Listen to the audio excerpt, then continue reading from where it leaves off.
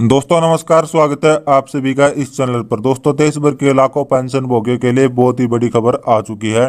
जी हाँ दोस्तों, बहुत ही बड़ी खुशखबरी देश भर के लाखों पेंशन भोगियों के लिए आ चुकी है।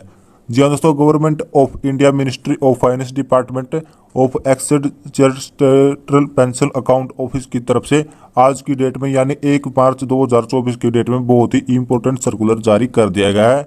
Issue of pension slip by pension disbursing के ऑफ मंथली बेसिक। जहाँ दोस्तों पेंशन भोगी की तरह तरह की शिकायतें आ रही थी कि पेंशन देने वाले बैंक उनको पेंशन स्लिप प्रोवाइड नहीं करते हैं, जिसकी वजह से उनको पता नहीं चलता क्या मिला है क्या नहीं मिला है, क्या काटा गया है क्या और क्या नहीं काटा गया।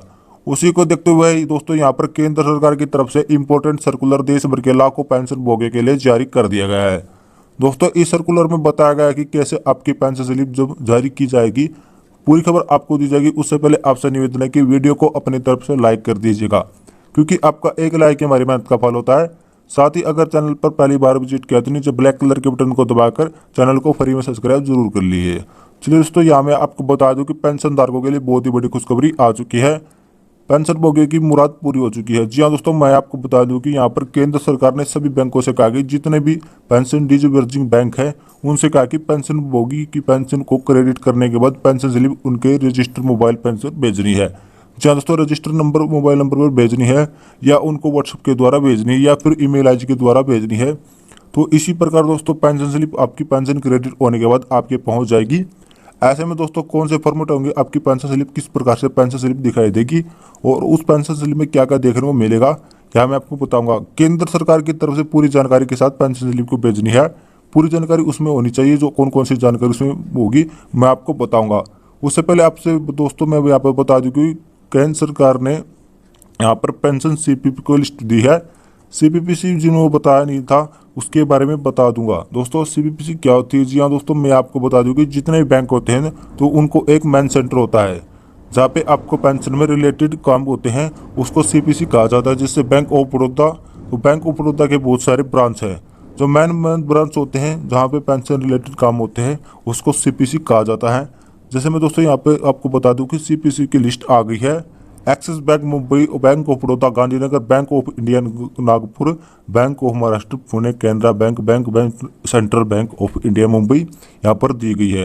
यहाँ पर सीपीसी के आदेश जारी कर दिए गए हैं। पेंशन स्लिप को जो प्रोवाइड की गई थी उसको फॉर्मेट कर दिया जाने वाला है। दोस्तों यहाँ पर आपको बता दूं कि पेंशन स्लिप का जो फॉर्मेट है यहाँ पे मैं आपको दिखाऊंगा। पेंशन मंथ यानी कि कौन से महीने की पेंशन जारी की गई है वो मंथ होना चाहिए।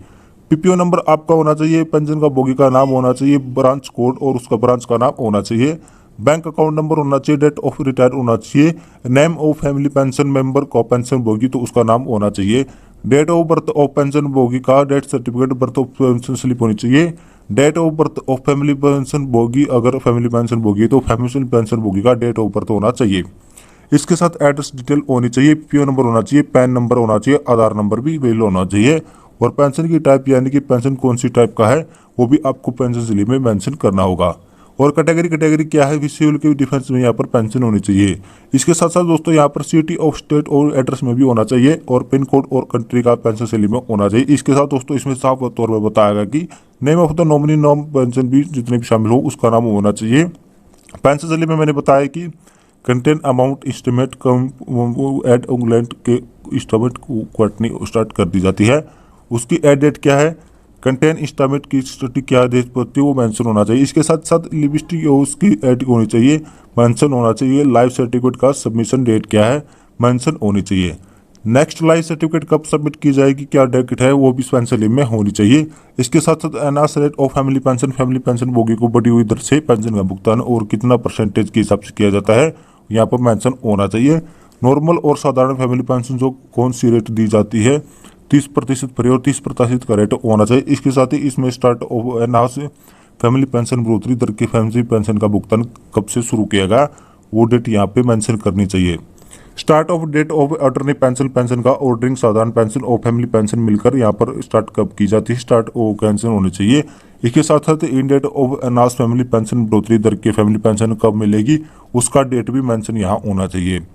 और डेट ऑफ ऑर्डिनरी पेंशन को साधारण फैमिली पेंशन में ऐड करना है वो भी पेंशन होना चाहिए। तो दोस्तों नेक्स्ट इनकम पेंशन स्लिप में इसका रहना होगा अर्निंग। जी हाँ दोस्तों, अर्निंग का कॉलम करेगा बेसिक अमाउंट कितनी कितनी है। जो दोस्तों डिजिबल पेंशन का कितना दे रही है, अलाउंस पेंशन कितने परसेंटेज मिल रहा है, फिक्स मेडिकल अलाउंस कितना रह रहा है आपको, कॉन्ट्रैक्ट ऑर्डर अलाउंस कितना मिल रहा है आपको, अंदर परसेंटेज अगर है पेंशन होना चाहिए, एरियर कितना मिल रहा है उसको भी यहाँ पे मेंशन होना चाहिए, कंटेंट का डोमेस्टिक पेड है, कंटेंट की और जो अमाउंट राशि उसको कितनी पेंशन कर देनी चाहिए। जो दोस्तों यहाँ पे पेंशन होनी चाहिए, ग्रेजुएटिव अमाउंट कितनी मिल रही है वो पे मेंशन होनी चाहिए, एल्ट्री अमाउंट आपको कितनी मिल रही है मेंशन होनी चाहिए, इसकी प्रकार के टोटल अर्निंग आपको कितनी बन रही है पेंशन होनी चाहिए।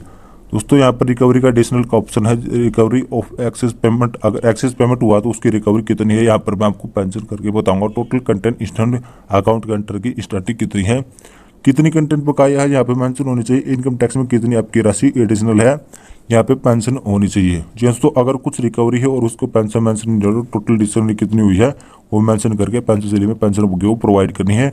यानी कि दोस्तों अर्निंग कितनी हुई है, एडिशनल कितना हुआ है, एडिशनल में पूरी इन्फॉर्मेशन होनी चाहिए। अर्निंग में पूरा बकाया वेरिफिकेशन के साथ यहाँ पॉइंट होना चाहिए, वो इस पॉइंट को शामिल होना चाहिए। आपकी फैमिली पेंशन स्लिप के अगर दोस्तों पॉइंट आ जाता तो टैक्स समरी यानी कि इनकम टैक्स का जो भी पेंशन स्लिप होते हैं शामिल करना चाहिए। तो दोस्तों हम आशा करते हैं कि आपको हमारी जानकारी पसंद आएगी, तो वीडियो को लाइक करें, शेयर करें तथा चैनल को सब्सक्राइब जरूर करें। धन्यवाद।